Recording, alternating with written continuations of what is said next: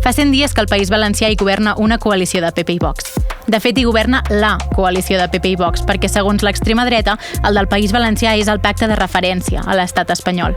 Amb 100 dies n'han tingut prou per demostrar qui mana. En matèria educativa, en matèria impositiva, però sobretot amb la llengua.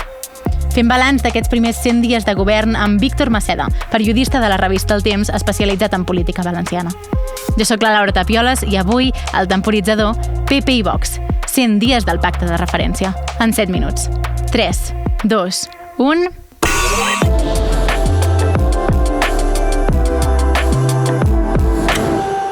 El Temporitzador, un podcast del setmanari El Temps. Víctor Maceda, benvingut. Hola, Laura. Fa 100 dies que el País Valencià hi governa a la coalició del PP i Vox, liderada per Carlos Mazón. Per què Vox considera que aquesta és la coalició més important, la de referència a l'estat espanyol?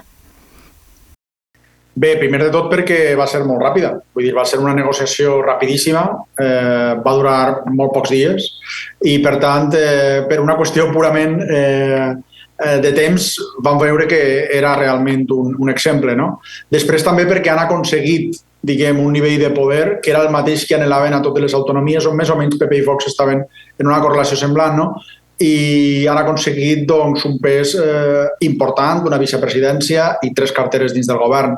I després també perquè bueno, en el que és el text escrit, l'acord, hi ha una part de la semàntica que és clarament atribuïble a Vox. No? Per tant, han aconseguit una visibilitat important, ràpida i amb un llenguatge que més o menys els agrada. Quines són les conselleries, aquestes 3 que apuntaves, que s'ha quedat l'extrema dreta? Què hi ha en mans de la dreta i què hi ha en mans de Vox al País Valencià ara mateix?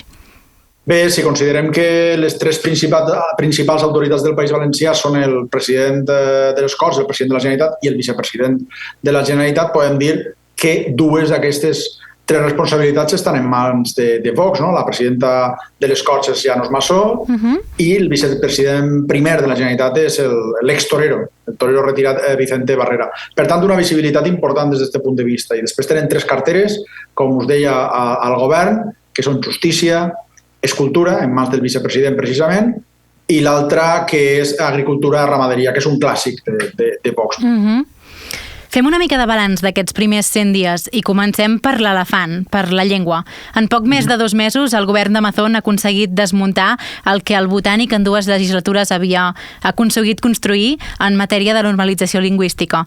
Què ha passat? Per què ha sigut tan fàcil desmuntar allò que s'havia aconseguit fins ara?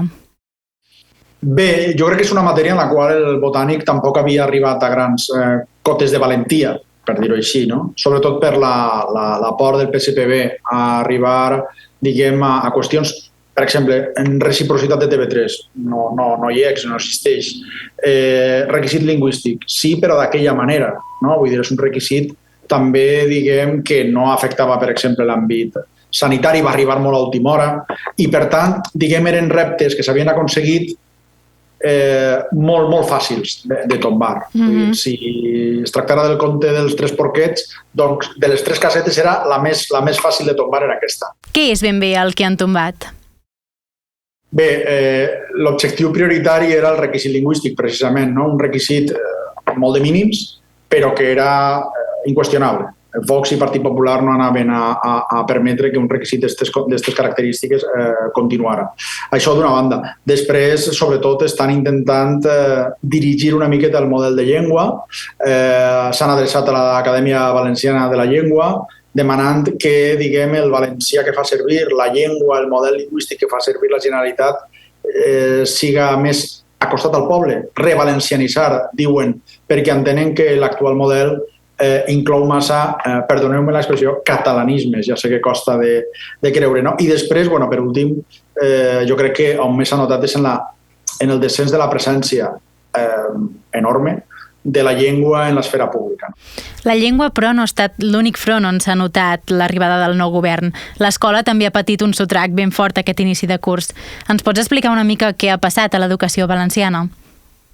Bé, hi ha hagut un desgavell important a l'hora d'assignar les places dels professors interins. Això ha generat un desconcert important.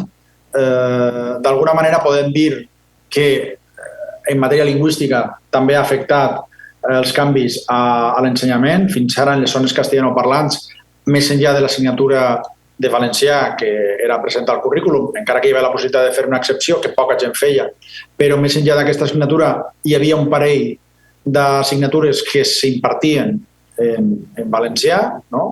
I això era una cosa que evidentment no podien permetre, però el primer que ha fet el Partit Popular i Vox ha sigut retirar aquesta opció, aquest ensenyament en valencià de matèries que no eren estrictament la llengua. No? Això per començar.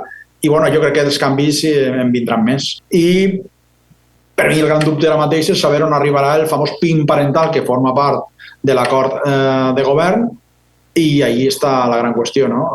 Si la ideologia, han dit que cal treure la ideologia de les aules, si vetaran continguts concrets en llibres, si hi haurà activitats en les quals els pares efectivament hauran de donar un permís abans que els seus fills i filles hi acudisquen. Jo crec que és un tema en aquest sentit que encara està per veure. En matèria impositiva també hi ha hagut canvis en aquests primers 100 dies. Els rics seran més rics i els pobres més pobres després d'aquesta primera legislatura? Tot indica que sí.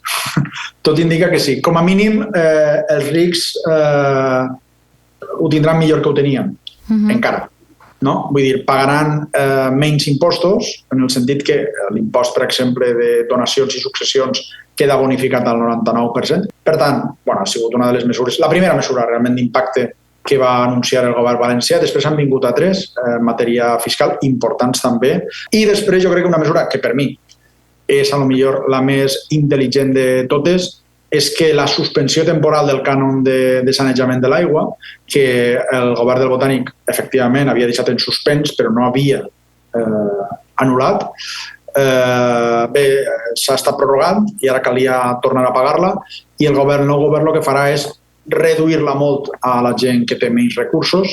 Per mi és la mesura de les mesures més salvables d'estos primers 100 dies.